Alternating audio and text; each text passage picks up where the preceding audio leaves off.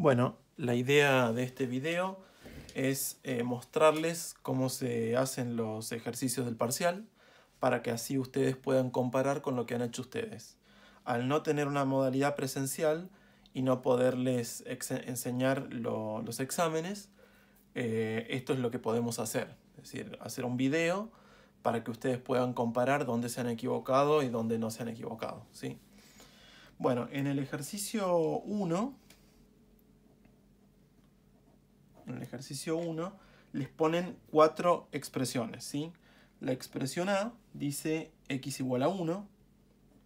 La expresión B dice producto de dos números positivos.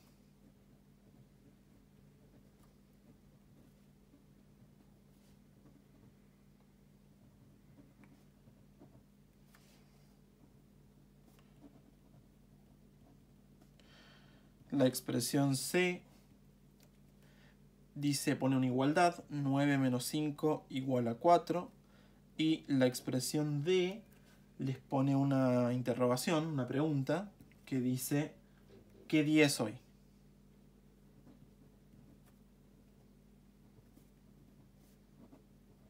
¿Sí?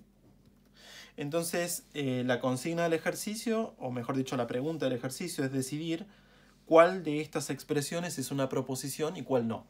Entonces, antes de hacer el ejercicio, lo primero que ustedes tienen que hacer es recordar la definición de proposición, ¿sí?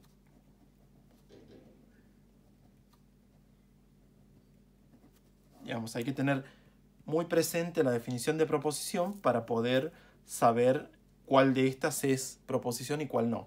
Y una proposición no era otra cosa que una expresión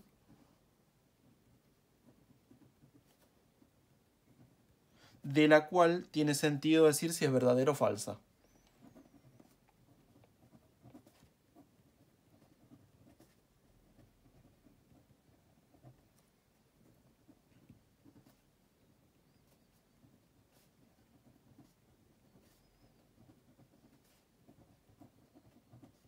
Entonces, según esto, tenemos que empezar a analizar cada una de estas expresiones y ver si es posible decir si es verdadera o falsa, ¿sí? Entonces, vamos con la primera.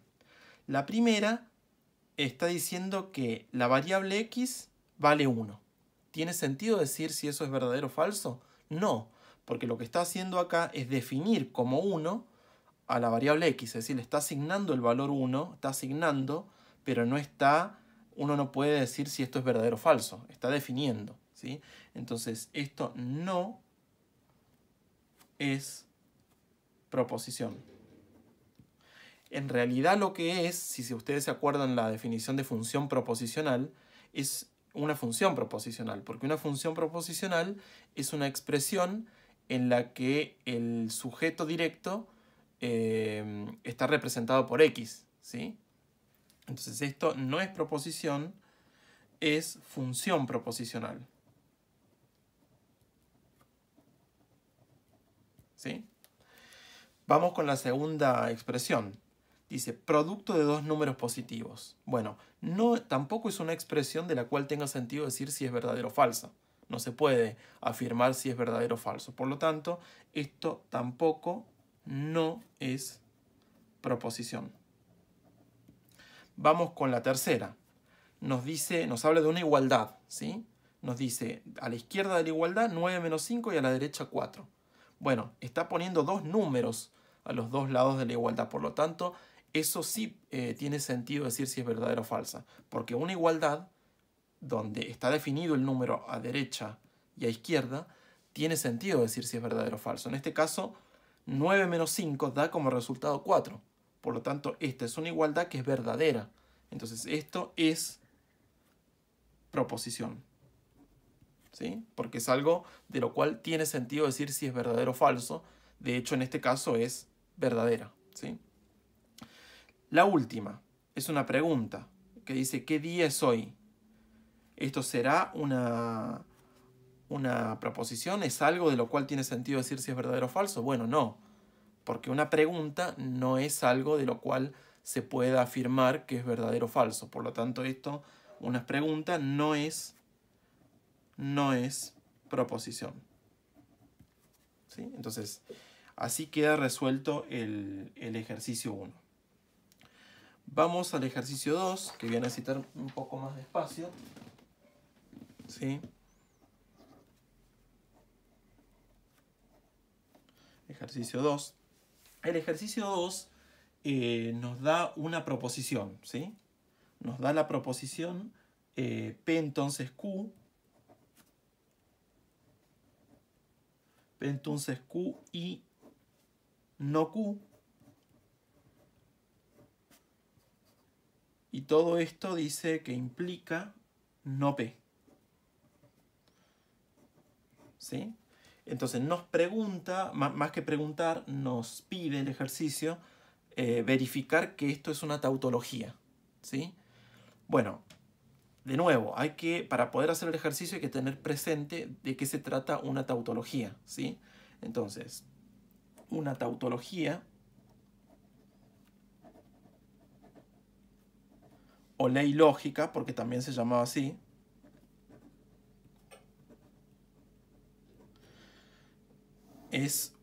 era una proposición que siempre era verdadera. Es una proposición que siempre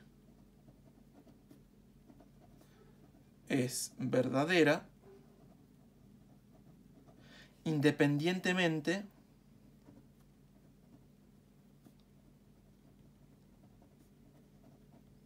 de los valores de verdad de las proposiciones componentes.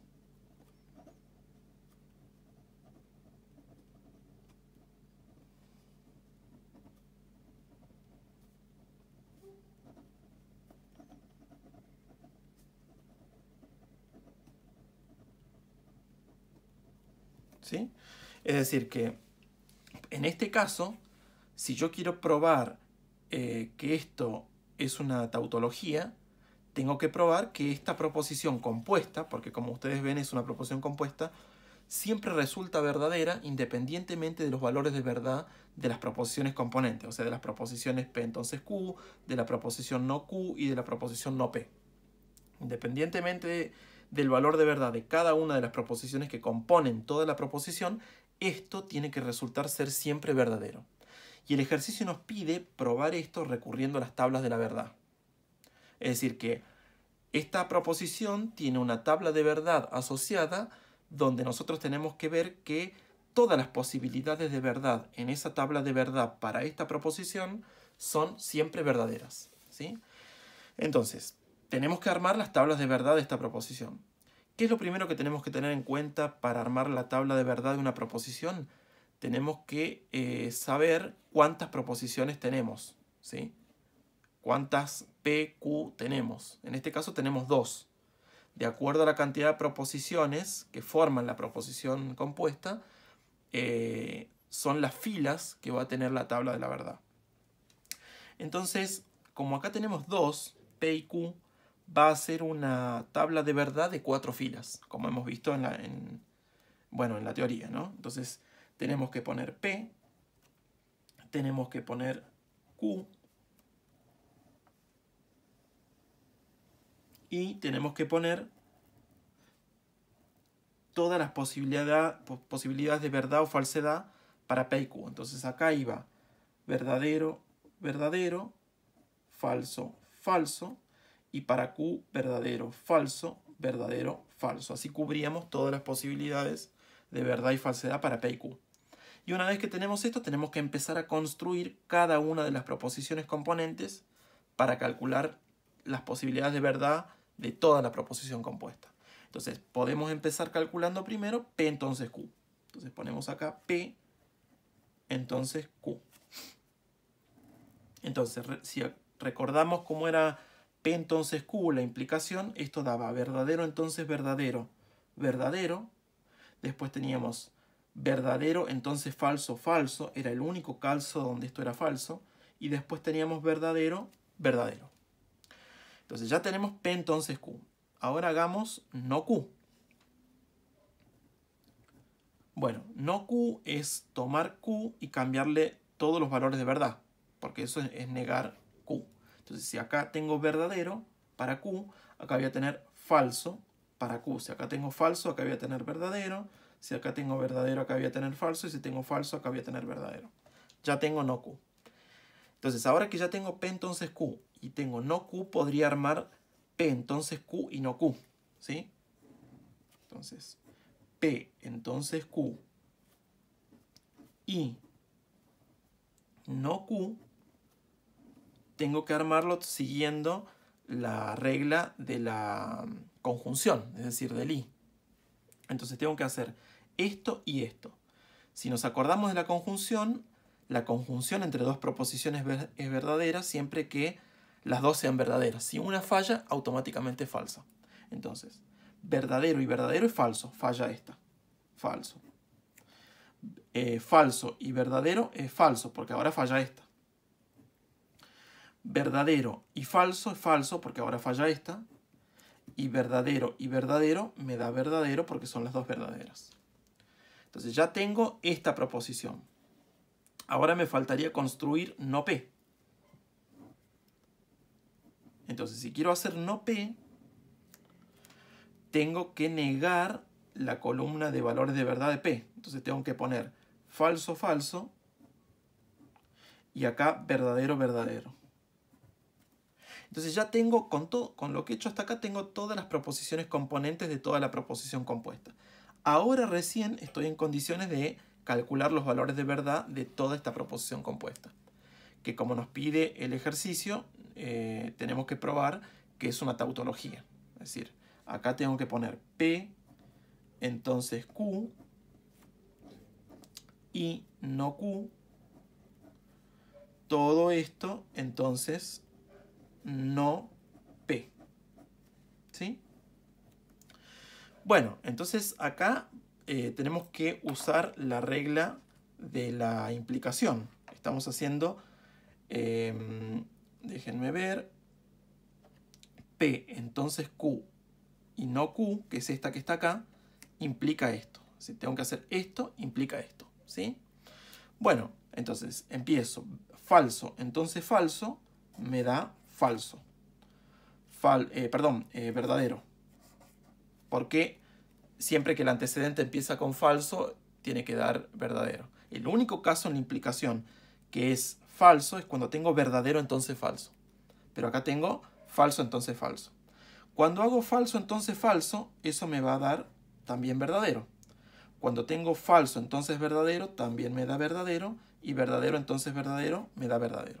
Entonces acá lo que obtenemos es que todos los valores de verdad de la proposición compuesta P entonces Q y no Q, entonces no P, siempre dan verdadero. Entonces esto dice de que es tautología. ¿Sí? Entonces así se prueba lo que pide el ejercicio, de que esta proposición es una tautología porque hemos probado que la proposición es verdadera independientemente de los valores de verdad de las proposiciones componentes. ¿Sí? Bueno, ahora continuamos con el ejercicio 3. ¿Sí?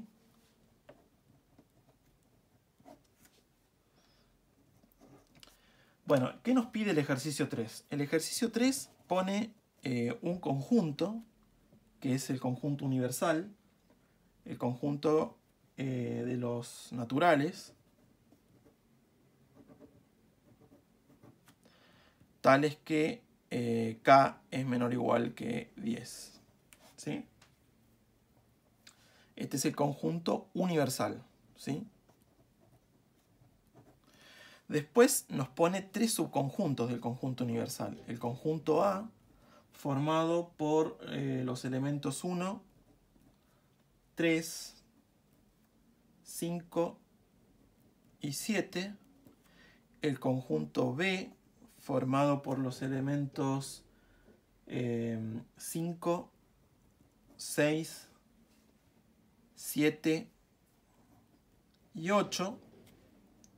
Y finalmente el conjunto C, formado por los elementos 3, 4, 5, 8 y 9. ¿Sí? Entonces, Bueno, ¿qué nos pide el ejercicio? Lo primero que nos pide es representar los conjuntos A, B y C mediante diagramas de Venn, ¿sí? Entonces, eso es lo que pide el primer inciso. Pero antes de empezar a hacer lo que pide el ejercicio, lo conveniente primero es desarrollar por extensión el conjunto universal para saber cuáles son todos los elementos del universo donde están metidos el conjunto A, B y C, ¿sí? Entonces, observamos que el conjunto universal, ¿quién va a ser? Dice, son todos los naturales que son menores o iguales que 10. Lo que tenemos que tener en cuenta es que los naturales en esta materia empiezan en el 1. Es decir, el natural más chico es el 1, no el 0. En esta materia empiezan del 1. Por lo tanto, son todos los naturales menores o iguales que 10. O sea que voy a tener de 1 hasta 10 incluido. Entonces voy a tener 1, 2, 3, 4, 5, 6, 7, 8, 9, 10. Ese va a ser mi conjunto universal. ¿Sí? Entonces, una vez que ya me doy cuenta quién es mi universo, en donde van a estar metidos estos tres conjuntos, podemos empezar a pensar el primer ítem del ejercicio. Nos pide que representemos por diagramas de Venn. Entonces, lo que vamos a hacer primero es poner el conjunto A, que tiene los elementos 1, 3, déjenme ponerlo por acá, ya van a ver por qué, y después los elementos 5 y 7, ¿sí? Este sería mi conjunto, déjenme ponerlo, vamos a poner con el color. Este es el conjunto A, ¿sí? Bueno, y después voy a poner ahora el conjunto B. El conjunto B tiene los elementos 5, 6, 7 y 8. Pero de todos los elementos que tiene B, 5 y 7 ya están, que son parte de los que tiene A. Por lo tanto, debería poner 6 y 8. ¿Sí? Entonces voy a poner, déjenme poner el 8 por acá, y déjenme poner el 6 por acá. ¿Sí? Entonces acá tengo el conjunto B, el conjunto formado por 5, 6, 7 y 8. Digamos, esto es mi conjunto B. ¿Sí? Y ahora debería poder representar el conjunto C. El conjunto C tiene los elementos 3, 4, 5, 8 y 9. ¿Sí? Este tiene más elementos que estos otros dos. Pero de todos los elementos que tiene C, el 3, el 5 y el 8 ya están. Acá tengo el 3, el 5 y el 8. Solamente me faltan el 4 y el 9. ¿Sí?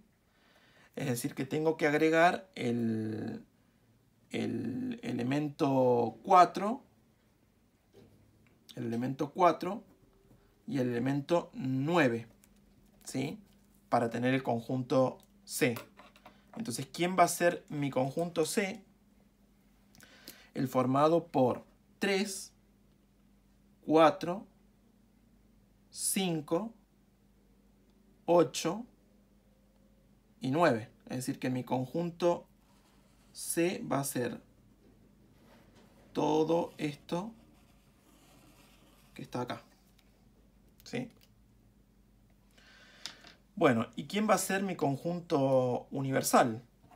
Bueno, el conjunto universal, como bien dijimos, va a ser el conjunto que contiene a todos estos tres conjuntos. Entonces vamos a poner el universal.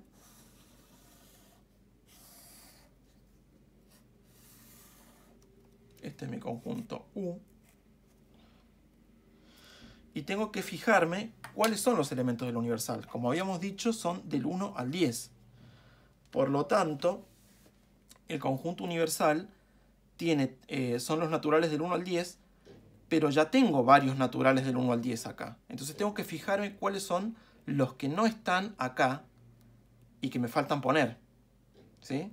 Entonces, ¿cuáles me faltan? El 1 está. El 2 no está, entonces lo voy a agregar. ¿Sí? El 3 está, el 4 está, el 5 está, el 6 está, el 7 está, el 8 está, el 9 está, pero el 10 no está, entonces lo voy a agregar. Voy a ponerlo por acá, al 10. Entonces así queda representado en diagrama de Venn los tres conjuntos y el universal. ¿Sí? Bueno, después en la parte B, ¿sí? En la parte B me pregunta cuántos elementos tiene partes de A. ¿Sí? Bueno, lo primero que tenemos que hacer es recordar quién era partes de A. El conjunto partes de A, que se denota así, esto es partes de A, ¿quién es? Son, digamos, antes de escribirlo matemáticamente, nos dice que partes de A son todos los subconjuntos posibles del conjunto A. Descrito matemáticamente son todos los X, tales que X está contenido en A. Es decir, son todos los subconjuntos posibles del conjunto A. Eso por un lado. Y lo otro que nos va a hacer falta para orientarnos bien, para poder construir el conjunto partes de A, es la cardinalidad de partes de A. ¿Sí? Entonces, ¿quién era cardinalidad de partes de A? Que lo denotábamos así. La cardinalidad de partes de A, partes de A. La cardinalidad del conjunto partes de A era 2 elevado a la cardinalidad de A. ¿Sí? Entonces, para poder orientarme y saber cuántos son los elementos que tiene partes de A, tendría que calcular la cardinalidad del conjunto A. ¿Sí? Ahora, la cardinalidad del conjunto A, ¿quién es? Tengo 1, 2, 3, 4. Tiene 4 elementos. Por lo tanto, esto es 2 a la cuarta. Y 2 a la cuarta es 16. Entonces, lo que me dice esta cuenta es que la cantidad de subconjuntos de partes de A van a ser 16. Es decir, todos los subconjuntos posibles que puedo armar del conjunto A son 16. Bueno, podemos ver cuáles son esos conjuntos, ¿sí? ¿Cuáles van a ser esos conjuntos?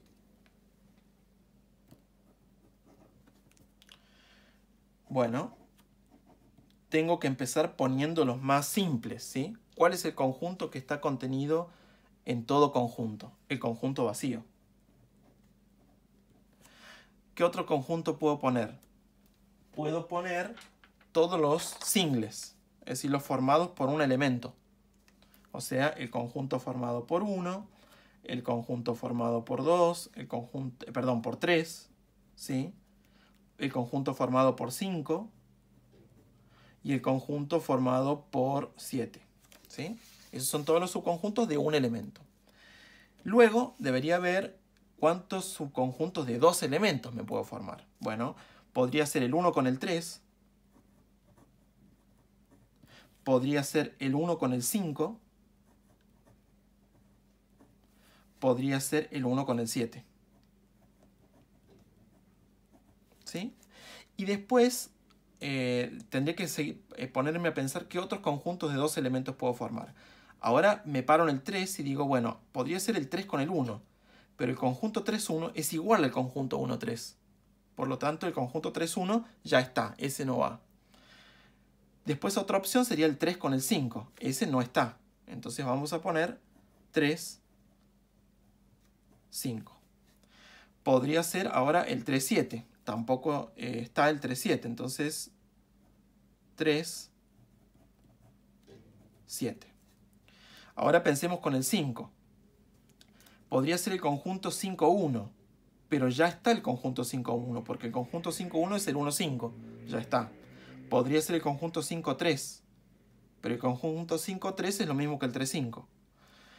Entonces ese no puede ser. Podría ser el 5, 7.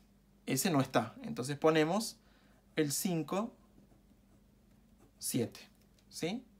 Y después si me paro en el 7 y veo que cuántos conjuntos de dos elementos puedo armar que tengan el 7, ya están puestos. Porque podría pensar el 7, 1, pero el 7, 1 es lo mismo que el 1, 7. Ya está.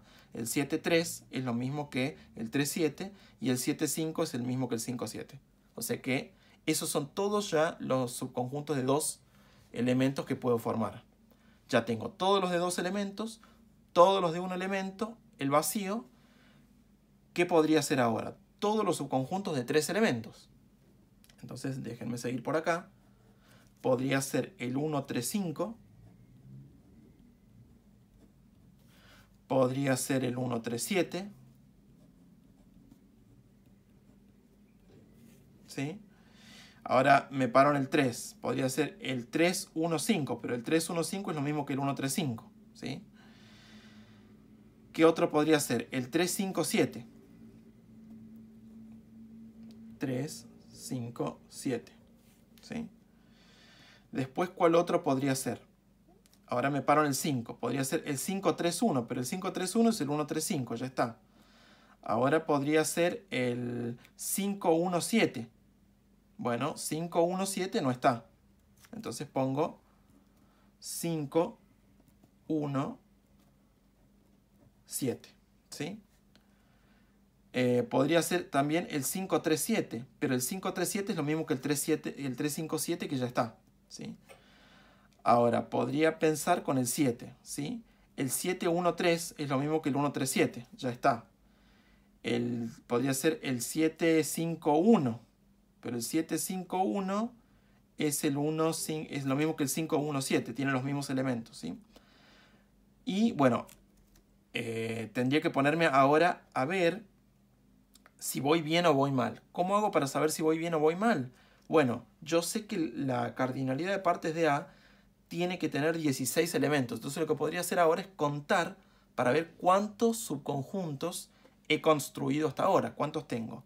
Tengo 1, 2, 3, 4, 5, 6, 7, 8, 9, 10, 11, 12, 13, 14, 15. Estoy a 1 de 16. Entonces, ¿cuál podrá ser? Y el total. El conjunto total, que está formado por 1, 3, 5, 7. Y ahí tengo los 16 elementos. Acá se verifica que cardinalidad del conjunto partes de A es 16. ¿Sí? Entonces, esos son todos los subconjuntos posibles del conjunto partes de A. Bueno, vamos con el otro ítem del ejercicio 3, que es el ítem C. El ítem C nos pone dos ítems a su vez. Nos pone un ítem I con el complemento de A y nos pone un ítem 2I con el conjunto intersección A con C. A intersección C. ¿Sí? Y nos pide básicamente tres cosas. Primero pide identificar en el diagrama anterior, ¿sí?, estos conjuntos. Es decir, yo tendría que en este diagrama tratar de identificar estos dos conjuntos. ¿Sí? Entonces, ¿cuál es la forma adecuada para hacerlo? Bueno, yo primero debería saber quién es el complemento de A. Entonces, primero vamos a acordarnos de qué era el complemento de A. Por definición, el complemento de A son todos los elementos que están en el universo, pero que no pertenecen al conjunto A. ¿Sí? Entonces, según esto, yo tendría que, para calcular el complemento de A, ver cuáles son todos los elementos, que, digamos, agarrar el conjunto universal y sacar los elementos que tiene A. Eso es el complemento de todo lo que no está en A, pero que está en el universo. Entonces, ¿qué debería sacar? Tendría que empezar a enlistar los elementos del universal y ver que no están en A. Bueno, el 1 no lo puedo poner porque está. Entonces, el 2 no está. El primero que puedo poner es el 2. Luego, tengo que fijarme, ¿el 3 está? Sí. ¿El 4 está? No, entonces lo pongo. ¿Sí? ¿El 5 está? Sí, entonces no lo pongo. ¿El 6 no está? Sí, no está, entonces lo pongo. ¿El 7 está? Sí, entonces no lo tengo que poner. ¿El 8 está? No está, entonces lo tengo que poner. ¿Sí?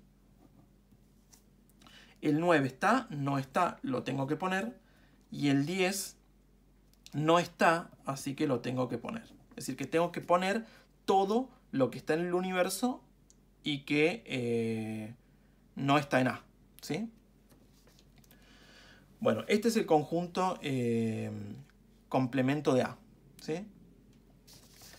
Bueno, esa es una primera parte. La otra parte sería calcular también quién es A intersección C. Para eso voy a recordar la definición de intersección de conjuntos. La intersección entre dos conjuntos se definían como todos los elementos X, tales que X está en A y está en B, en C en este caso, al mismo tiempo. Si son todos los elementos que están en los dos conjuntos al mismo tiempo. Bueno, entonces si quiero calcular por extensión este conjunto, tendría que mirar los conjuntos A y C y ver cuáles son los elementos comunes, los que comparten al mismo tiempo. El 1 está en A, pero no está en C. Entonces ese no va. El 3 está en A y está en C, entonces ese sí lo puedo poner. El 5 está en A y está en C, también lo puedo poner. Y el 7 está en A, pero no está en C, entonces el 7 no va. La intersección consta de los elementos 3 y 5. ¿Sí? Bueno, entonces ya sé quién es complemento de A y sé quién es A intersección C. ¿Sí? Entonces, ¿qué más me pide el ejercicio? Me dice que identifique estos dos conjuntos en el diagrama anterior, o sea, acá. ¿Sí? Tengo que identificar acá estos dos. Bueno, si yo quiero complemento de A, son todos estos números que está acá. Entonces tendría que identificarlos acá. Son el 2, acá tengo el 2, el 4, acá tengo el 4, el 6, acá tengo el 6, el 8, acá tengo el 8, el 9, acá tengo el 9 y el 10. O sea que si quiero identificar complemento, es 2, 4, 6, 8, 9 y 10. O sea que esto que está acá, esto es el complemento de A. ¿Sí? Ese es el conjunto complemento de A. Ahora, si quiero identificar A intersección C, bueno, A intersección C es 3 y 5. Tengo que buscar 3 y 5. Son estos dos que están acá. Entonces podría marcarlo acá también. ¿Sí? Entonces, esto es A intersección C. Entonces, con eso basta para hacer la identificación en el diagrama anterior. ¿Sí? Bueno, vamos a ver qué más pide. Nos pide calcular los conjuntos por extensión, es lo que ya hemos hecho acá. Y por último nos pide calcular la cardinalidad. Bueno, también lo puedo sacar de acá. La cardinalidad del complemento de A, ¿quién va a ser? Tengo que contar 1, 2, 3, 4, 5, 6. Y la cardinalidad de A intersección C, tengo que contar. Tengo dos elementos. ¿Sí? Entonces con eso concluye el ejercicio 3. Bueno, veamos ahora el ejercicio 4. ¿Sí? Quizás es el que donde más hay que elaborar o donde más hay que pensar. ¿Sí? Entonces en el ejercicio 4, me ponen un número complejo. El número menos 8 más 8 raíz de 3 y me ponen ese número complejo. Y el primer ítem me pide calcular la forma polar de este número. Entonces yo lo primero que tendría que saber acá es qué es un número en forma polar y también recordar que es un número en forma binómica, porque estaba relacionada una cosa con la otra. Entonces, vamos a recordar lo siguiente. ¿Sí? Déjenme poner así.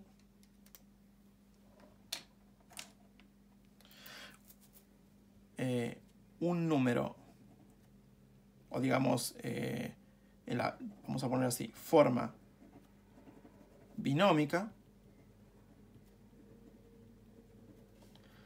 La forma binómica de z, ¿sí? Siempre estamos haciendo referencia a z, es justamente esta expresión que tenemos acá, ¿sí? Es z igual menos 8 más 8 raíz de 3i, ¿sí? Ahora, ¿cuál va a ser la forma polar? Bueno, la forma polar va a ser de la forma z igual r por coseno del ángulo más i seno del ángulo, ¿sí? Donde r es el módulo, este es el módulo del número, ¿sí? R, ¿cómo se calcula? Se calcula elevando al cuadrado la parte real, la parte imaginaria, sumando y tomando raíz cuadrada. Es decir, esto es raíz cuadrada de menos 8 al cuadrado más 8 raíz de 3 al cuadrado. Y esto me va a dar raíz cuadrada, ¿sí?, de 64 más 64 por 3. Y esto puedo sacar factor común 64 para simplificar los cálculos. Y esto me va a dar raíz cuadrada de 64 y va a quedar 1 más 3. Pero si hago el cálculo, esto me da raíz cuadrada de 64 por 4. Si reparto raíz cuadrada y calculo, esto me da 8 por 2, que es 16. ¿Sí? Es decir, si yo calculo la forma polar, o quiero calcular, mejor dicho, la forma polar del número z, tengo que conocer el módulo, que eso es fácil, y voy a tener que conocer el ángulo, que eso es un poco más complicado, ¿sí? Entonces, para calcular el ángulo, lo que sí tenemos que recordar también es que el ángulo siempre está entre 0 y 2pi, ¿sí? Y una cuestión importante es que el ángulo, ¿quién es? El ángulo θ es el que se forma entre el semieje real positivo y el segmento 0z. Es decir, el ángulo θ es el formado entre el semieje positivo de las x y el segmento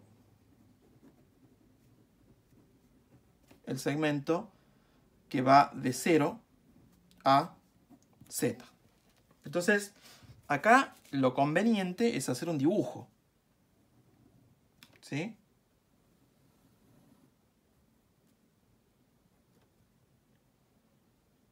Entonces, ¿qué voy a marcar? ¿Cómo se marcaba un número complejo? Acá tengo x, acá tengo y, acá tengo el origen. Tengo que marcar menos 8 para las x. O sea que vamos a suponer que menos 8 está por acá. Vamos a suponer, ¿sí? Y para las y tengo que marcar 8 por raíz de 3. Que eso es un poco más grande que 8. O sea que si tengo 8 por acá estará 8 raíz de 3. ¿Sí? Entonces, ¿quién va a ser el número? Bueno, tengo que marcar la intersección ahí. Entonces, este es z. Ahí tengo z, ¿sí? Ahora, el ángulo es el que se forma entre el semieje positivo y el segmento que va de 0 a z. O sea que el ángulo es esto que está acá. Este es el ángulo θ, ¿sí? Entonces, volvamos un poquitito para atrás. Para poder encontrar la forma polar del número z, yo necesito conocer dos cosas. Necesito conocer el módulo, que ya lo calculé, eso es fácil, y ahora necesito el ángulo, porque sin el ángulo no puedo tener la expresión polar. Tengo que insertar acá el ángulo, que todavía no conozco. Entonces, acá viene el tema de calcular el ángulo, ¿sí? En la teoría, ustedes tienen subida la teoría del profesor Pastine, donde usa una técnica para calcular el ángulo, que, bueno, nosotros acá, yo primero les voy a contar cómo se encuentra el ángulo con esa técnica, pero después yo les voy a dejar, cuando termine de explicar los ejercicios, una explicación de cómo hacer cómo encontrar el ángulo de forma general, ¿sí? De acuerdo al cuadrante en donde caiga el número complejo. Fíjense que en este caso cae en el segundo cuadrante, ¿sí? Este es el primer cuadrante, este es el segundo cuadrante, este es el tercero y este es el cuarto. De acuerdo al cuadrante donde cae el número complejo, hay una técnica para encontrar el ángulo. Bueno, acá cae en el segundo cuadrante. Cuando cae en el primero, es el caso más fácil, ¿sí? Ya lo vamos a explicar más enseguida. Pero bueno, acá en este caso cae en el segundo cuadrante. Entonces, ¿cómo se razona acá? Vamos a razonar, como les dije primero, con la técnica que usa el profesor Pastine. Lo que vamos a hacer es la siguiente observación. Si yo de algún modo, fíjense que acá se forma otro ángulo entre el segmento 0z y el semieje negativo de las x. O sea, acá se forma un ángulo que le vamos a llamar alfa. Entonces, ¿por qué hago esta observación de que acá se forma un ángulo alfa? Porque si ustedes observan, de acá hasta acá hay un ángulo de pi radianes o 180 grados, ¿sí? Si yo de algún modo puedo calcular el ángulo alfa, voy a poder calcular el ángulo θ, el ángulo θ, ¿sí? ¿Por qué? Porque si yo conozco alfa y yo hasta acá tengo pi, si a pi le resto alfa, obtengo esto, ¿sí? Entonces vamos a escribir, ¿sí? Lo que la relación, ¿sí? El ángulo θ, ¿quién es? Es restarle a pi, ¿quién? El ángulo alfa. ¿Se entiende? Es decir, fíjense, si yo conozco alfa, hasta acá tengo pi, a pi le resto alfa, o sea, le estoy restando este pedazo y me queda esto, que es el ángulo que yo quiero, para encontrar la forma polar del número. Es decir, que encontrar el ángulo del número z para poder encontrar la forma polar de z se reduce a encontrar alfa, ¿sí? ¿Y cómo puedo hacer para encontrar alfa? Todo esto siempre siguiendo la clase teórica del profesor Pastine, que en ese momento son las únicas teorías que podíamos tener porque yo todavía no filmaba los videos, ¿sí? Entonces, ¿qué es lo que se hace para calcular alfa? Fíjense que acá se forma un triángulo rectángulo, que lo vamos a poner acá con celeste. Fíjense, acá tengo un triángulo rectángulo. En ese triángulo rectángulo tengo acá el ángulo alfa. ¿Qué podría usar yo para calcular el ángulo alfa en este triángulo rectángulo? Bueno, por ejemplo, la tangente. Porque si yo calculo la tangente de alfa, ¿sí? ¿Qué me va a dar? La tangente es el cateto opuesto sobre el cateto adyacente. ¿Cuánto vale el cateto opuesto? Es la longitud de este segmento. Pero yo hasta acá, fíjense que para arriba marqué 8 raíz de 3. Entonces es 8 raíz de 3. Ese es el cateto opuesto a ese ángulo. y tengo que dividir sobre el cateto adyacente. Pero ¿cuánto vale el cateto adyacente? El valor absoluto de menos 8, porque yo he marcado menos 8. Fíjense que estoy para la izquierda, menos 8. Pero la distancia que existe de este punto a este punto, que va a ser la longitud de ese cateto, es el valor absoluto de menos 8. ¿Sí? Entonces esto me va a dar, haciendo los cálculos, raíz de 3. Por lo tanto, ahora usando la función arco tangente, puedo despejar el ángulo alfa. Y el ángulo alfa me va a dar arco tangente de raíz de 3. ¿Sí? Entonces, finalmente he encontrado el ángulo alfa. ¿Quién va a ser el ángulo alfa entonces? El ángulo alfa es arco tangente de raíz de 3. ¿Sí? Por lo tanto, el ángulo teta, ¿quién va a ser? Pi menos alfa, que calculamos que vale arco tangente de raíz de 3. ¿Sí? Entonces, ese es el ángulo que tengo que poner en la expresión polar de z para tener la forma polar del número z. ¿Sí? Bueno, fíjense también que arco tangente de pi sobre 3 me da, arco tangente de raíz de 3 me da pi sobre 3. Por lo tanto, esto es pi menos pi sobre 3, que si ustedes hacen el cálculo, esto les va a dar 2pi sobre 3, que es exactamente en grados 120 grados. ¿Sí? Por lo tanto, este ángulo teta, que es el que teníamos que encontrar, son 120 grados o 2pi sobre 3 radianes. Entonces, como ya tenemos el módulo y tenemos el ángulo, podemos determinar la forma polar del número. Entonces, ¿quién va a ser la forma polar? La forma polar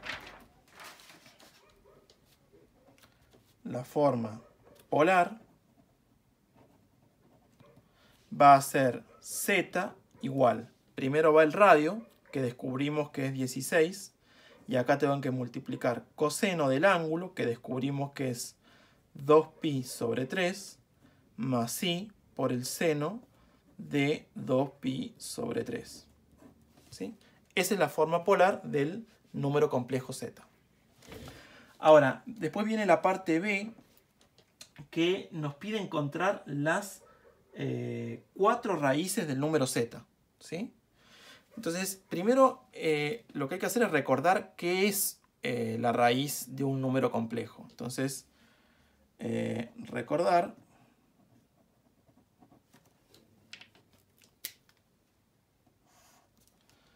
que esto de forma general, ¿no? Lo vamos a recordar. Si z es el número complejo puesto en forma polar r, coseno del ángulo, más i, seno del ángulo, y n es un natural, es decir, un número natural, un número w es raíz enésima del número z si se cumple lo siguiente. Si w elevado a la n me devuelve z. Esa era la definición de raíz enésima de un número complejo. Es decir, el w es una raíz enésima si ocurre esto. Y por otro lado, lo que nos va a dar las raíces enésimas es la fórmula de las raíces enésimas. Entonces había un teorema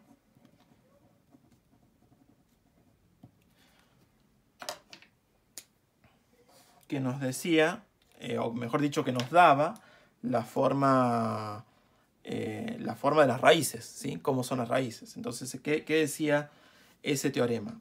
El teorema nos decía que si z es el número complejo R, coseno del ángulo, más I, seno del ángulo. ¿Sí? Digamos, lo primero que dice el teorema es que Z tiene n raíces. Tiene n raíces. Y además, esas raíces vienen dadas como raíz enésima del número R. Y acá adentro va coseno de el ángulo más 2kπ sobre n más i seno del ángulo más 2kπ sobre n. Esto para k de 0 hasta n menos 1. Eso me da las n raíces del número complejo z. ¿Sí?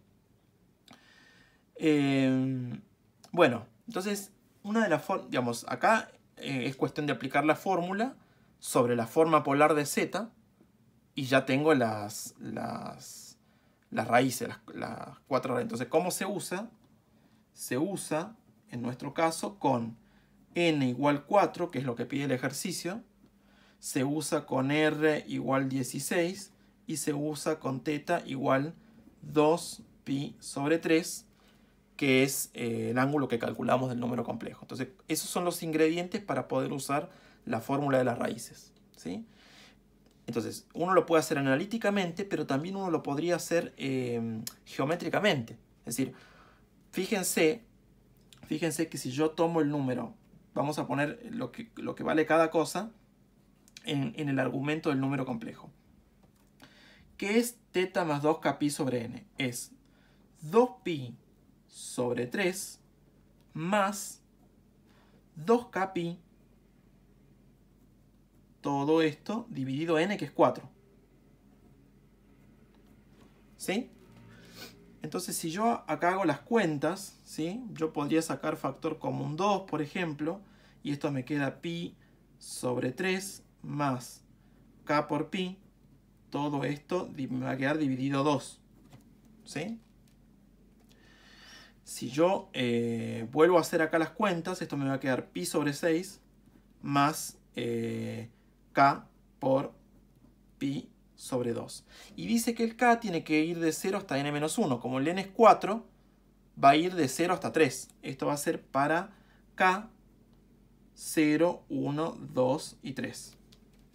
Eso van a ser los ángulos de cada una de las raíces del número complejo z. Entonces yo podría hacer, como les decía, puedo hacer la cuenta de forma analítica y calcular las 4 raíces usando esta fórmula, o bien podría hacer una interpretación geométrica y calcularla de forma geométrica, que es lo que voy a hacer yo ahora. Fíjense, el radio es raíz enésima de R. ¿Quién es raíz enésima de R? Para nuestro caso. Para nuestro caso, n es 4 y r es 16. Si ustedes hacen el cálculo, raíz cuarta de 16 les va a dar 2.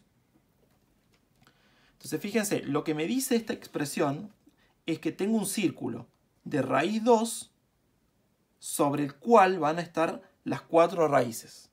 Entonces yo voy a marcar un círculo de radio 2. ¿Sí? Voy a marcar acá el círculo de radio 2.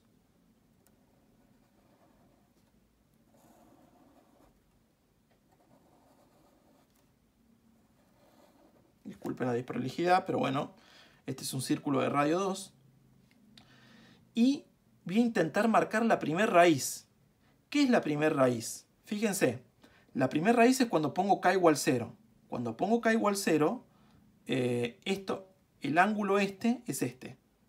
Cuando pongo k igual 0, esto se anula y me queda pi sobre 6. ¿Sí? Ahora, ¿cuánto es pi sobre 6?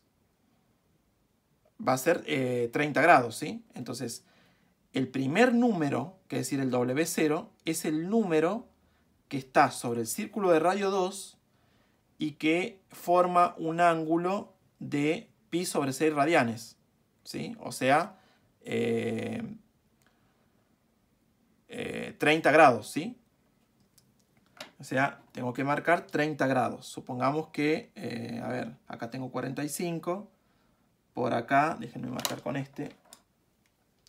Supongamos que por acá tengo, este es el pi sobre 6. Bueno, ese es acá voy a tener el primer número complejo. Acá voy a tener el W0, ¿sí? El W0, ¿quién va a ser? Va a ser el número que va a tener el número complejo de módulo 2, ¿sí? Y va a tener coseno de pi sobre 6 más y seno de pi sobre 6. Ahí tengo el primer número. ¿Cómo encuentro el segundo? El segundo ya es con k igual a 1. ¿Pero qué significa k igual a 1? K igual a 1 significa sumarle a pi sobre 6 pi sobre 2, que son 90 grados. Entonces lo que vamos a hacer es marcar 90 grados, ¿sí?, a partir de este segmento que representa el W0. Y cuando le sumo a pi, digamos, sumarle 90 grados a pi sobre 6 es saltar de acá, exactamente acá. Acá va a estar el punto W1, ¿sí? El punto W1, ¿quién es? El punto que está en el círculo de radio 2, ¿sí? Y va a tener ángulo pi sobre 6 más pi sobre 2. Que si ustedes hacen el cálculo, ¿cuánto va a dar? Pi sobre 6. Déjenme hacer el cálculo por acá atrás. ¿Cuánto da pi sobre 6 más pi sobre 2? Denominador común 6. Pi más 3pi. O sea, esto da 4pi sobre 6. Si simplifico, me da 2pi sobre 3. O sea que ahora este ángulo es 2pi sobre 3. ¿Sí? Entonces ahora tengo el número W1, que es la segunda raíz del número z, que va a ser 2 por coseno de 2pi sobre 3 más seno de 2pi sobre 3i. ¿Sí? Ahora, ¿cómo encuentro la tercera raíz del número complejo z? Bueno, la tercera raíz es con k igual 2. Cuando pongo k igual 2, se simplifica acá. Y me queda pi sobre 6 más pi. O sea, yo hasta acá tenía pi sobre 6. Tengo que sumar pi para encontrar la tercera raíz sobre el mismo círculo. O sea que si hasta acá tengo pi sobre 6, acá estoy sumando pi. Entonces exactamente acá cae la tercera raíz, la raíz W2. ¿Quién es la raíz W2? Es el complejo de módulo 2 y que va a tener ángulo. ¿Cuál va a ser el ángulo? Es sumarle a pi sobre 6, pi como dijimos, porque cuando k vale 2 se cancela. Entonces pi sobre 6 más pi me da 7pi sobre 6. Entonces tengo 7pi sobre 6 más seno de 7pi sobre 6 i. ¿Sí? Y ahora me falta la última raíz. La última raíz es con k igual 3. ¿Sí? Con k igual 3 me queda pi sobre 6 más 3pi sobre 2. O sea, si a pi sobre 6 le sumo 3pi sobre 2, fíjese, 3pi sobre 2 es 3 veces un ángulo recto. Yo estoy acá con pi sobre 6. Sumo 3 veces un recto, acá tengo un recto, acá tengo otro recto y acá tengo otro recto. O sea que a pi sobre 6 más 3 veces un recto, caigo exactamente acá. Entonces acá tengo la última raíz, la raíz W3. La raíz W3 es el número complejo que tiene módulo 2 y va a tener ángulo. Bueno, tengo que hacer la cuenta. Pi sobre 6 más 3pi sobre 2. ¿Sí? Pi sobre 6 más 3pi sobre 2. Denominador común 6. Acá tengo pi. 6 dividido 2, 3 por 3, 9. Esto me da 10pi sobre 6. Entonces si simplifico, acá hago las mitades. 5, acá tengo 3. 5pi sobre 3. ¿Sí?